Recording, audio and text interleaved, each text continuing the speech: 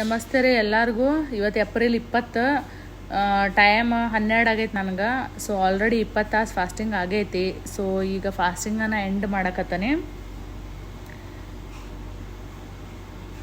So ಇವತ್ತು total fast 20 ತಾಸಿಂದಾಗೈತಿ.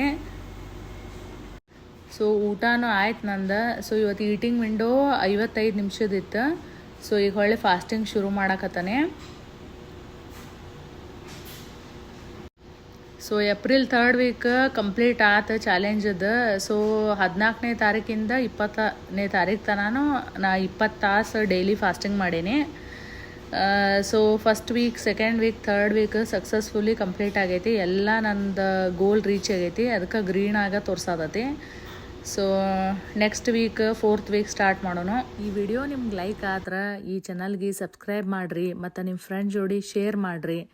ಜಾಸ್ತಿ subscriber ಆದ್ರೆ ನನಗೂ ಹುರುಪು ಬರ್ತೈತಿ ವಿಡಿಯೋ ಹೆಚ್ಚು ಮಾಡೋಕೆ. Thank you.